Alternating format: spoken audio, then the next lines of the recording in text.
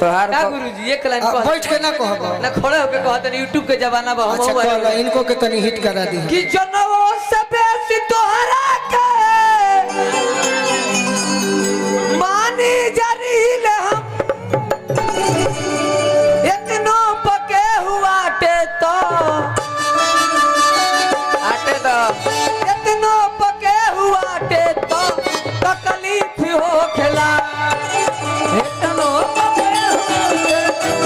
तकलीफ हो इतनो पके हुआ टे तो तकलीफ हो खेला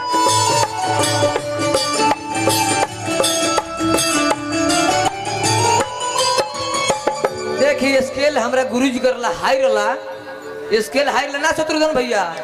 लेकिन देखी ज्यादा कुछ ना कहम कि गरिमा हमरा गुरुजी के मंच पे हमरा कहे के फर्ज नहीं खे लेकिन हम इतने कहम कि हमारे गुरुजी हाँ जी इतना हमनी के छोट कलाकार के मान सम्मान दे के बहुत इतना लोग के आगे बढ़ा देनी कि जे ही यहाँ से खैलस पियलस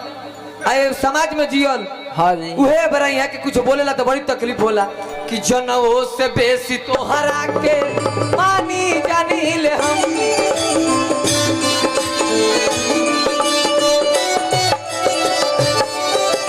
जनवो से बेसी सुनी सुनी सुने सुने इनकर डांस देखे सब जान जे कि इनकर गुरु कैसन लगे कैसन क्लास करैले बड़े गुरु इकर देख हमारा नियन गुरु कैसन चला हो सकता है गुरुजी हमरा के कहे ने कि गुरु मनले बड़ा तो गुरु के कुछ छाव भाव रहे के चाहिए हाँ जैसन गुरु फालतू वैसन चला फालतू शुरू से स्टार्ट हो जाएगा बस देखिए जनवो से बेसी तोहरा के मानी जानी ले जानी मानी ले हम इतनो पके हुआ के तो इतनो पके हुआ के तो तकलीफ हो खेला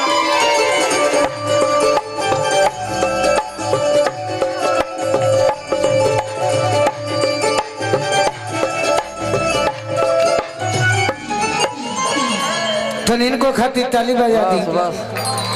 कारण ये बा अब भोरे देखी यह बेचारा के गलती नहीं है यह बेचारा के अपना समय मिलल जरूरी रहे ये हमारा छोट भाई हम सारा गलती एक गुरु जी में बा बस बस बस गुरुया जी 2 दर्जन पर हम जीवन में यह चाहले बानी कि सबकर एंट्री कोनो ना कोनो बहाने हो जाए हाँ जी यह बेचारा के हो गई तो का गलती बा कुछ ना चलो होली आओ अब बिल्कुल अब होली